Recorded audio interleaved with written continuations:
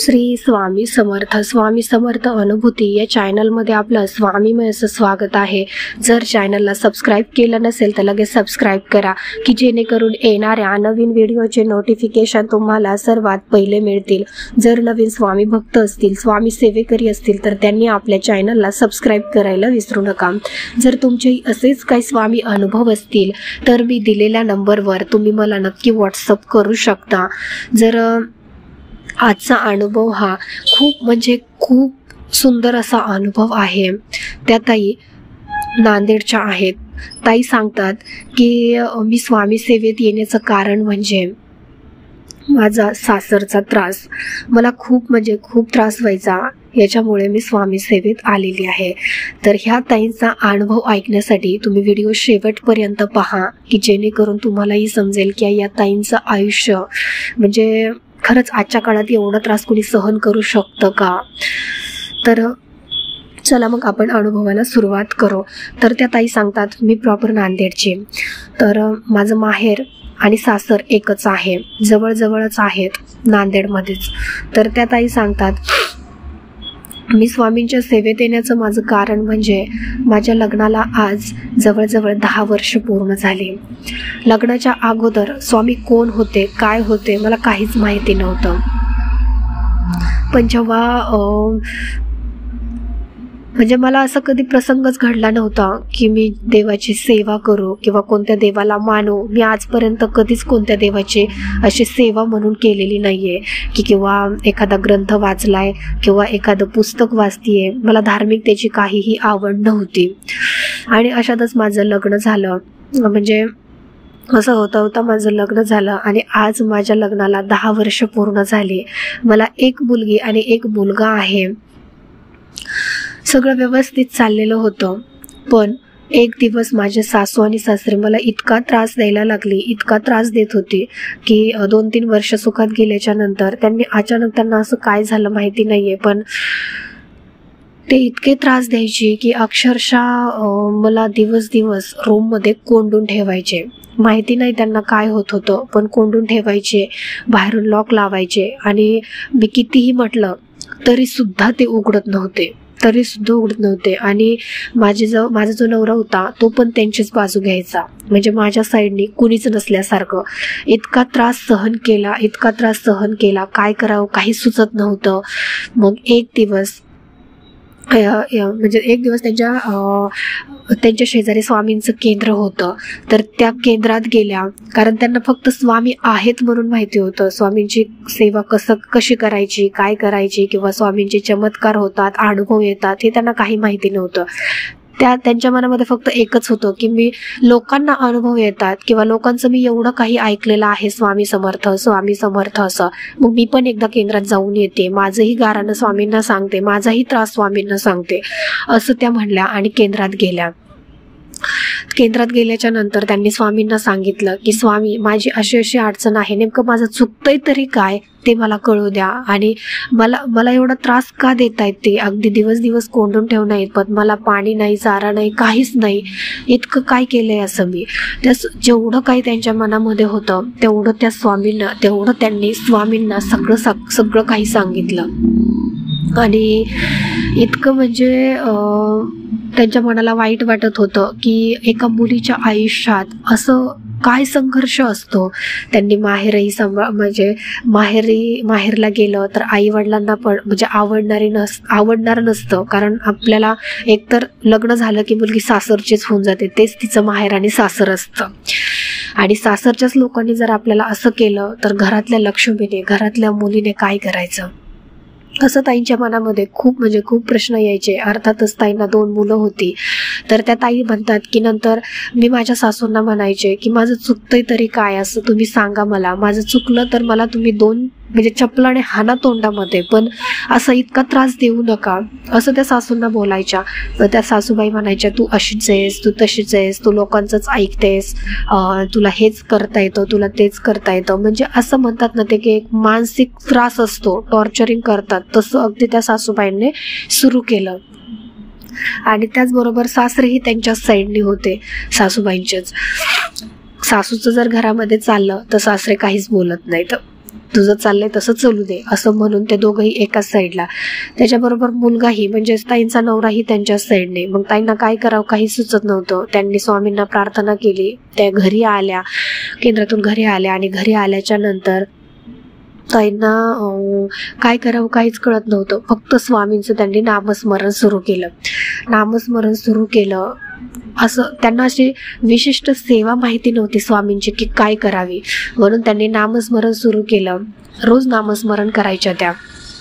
तिथे त्यांना पूजा मांडणीही करता येत नव्हती, काहीच नाही. असं फक्त चालता बोलता त्या नामस्मरण करायला लागल्या. एक दिवस त्यांना पारायण करण्याची इच्छा झाली. स्वामी चरित्र सारामृताचं पारायण त्यांनी सुरू केलं. म्हणजे त्या बेडमध्ये रात्री झोपायला जायच्या तेव्हा त्यांना वेळ मिळायचा, तर मग त्या रात्रीची सेवा म्हणजे घरात कोणी नसताना त्या सेवा करायच्या.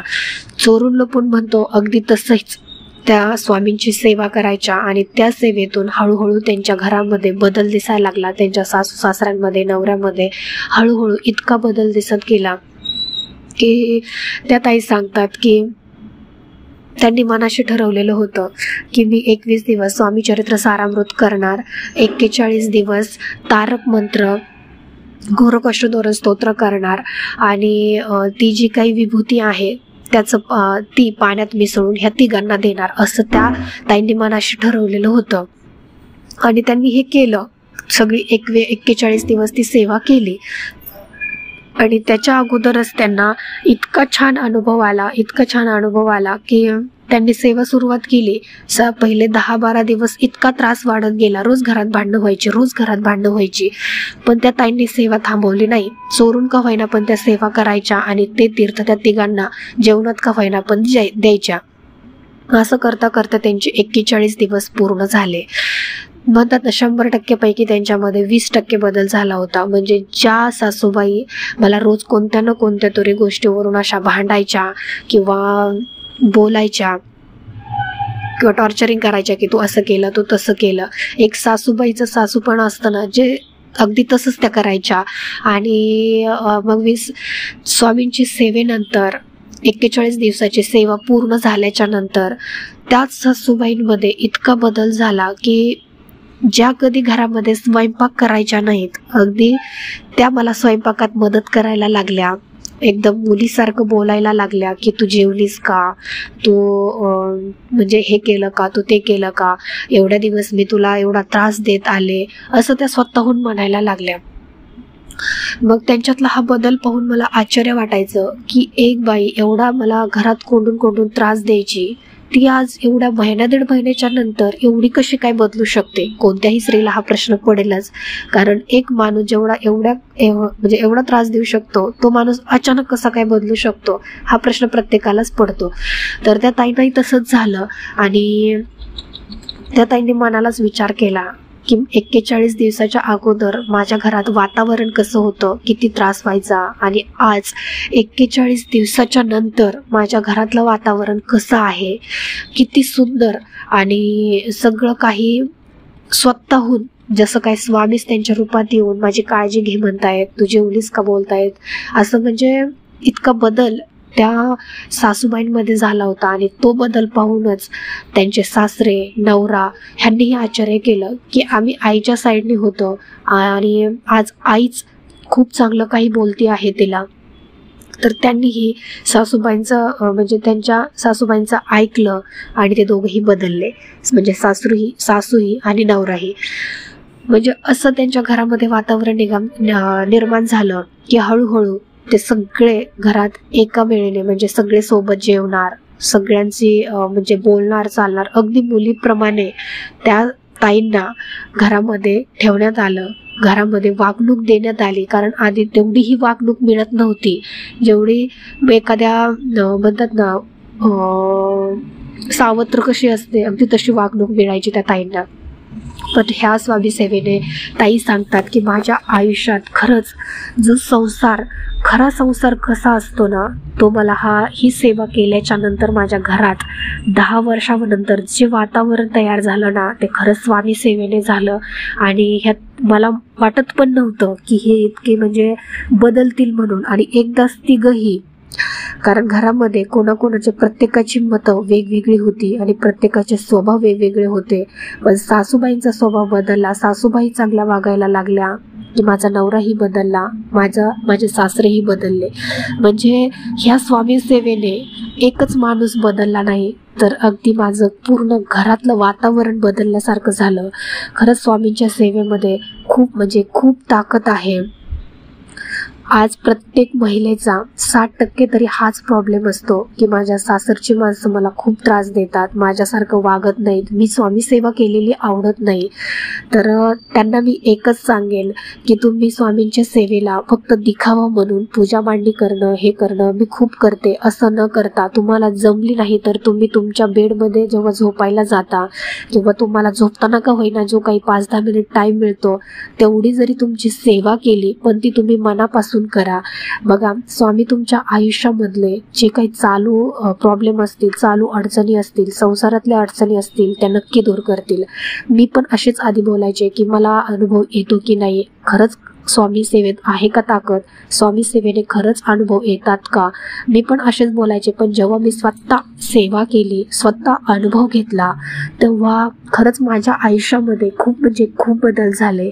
माझे जे काही सासरची लोक होती, जे मला त्रास द्यायचे, इतकं म्हणजे एका सुनेला कसं छळायचं इतक्यापर्यंत त्यांनी मला त्रास दिलेला आहे. तो त्रास त्यांचा पूर्णपणे गेलेला आहे.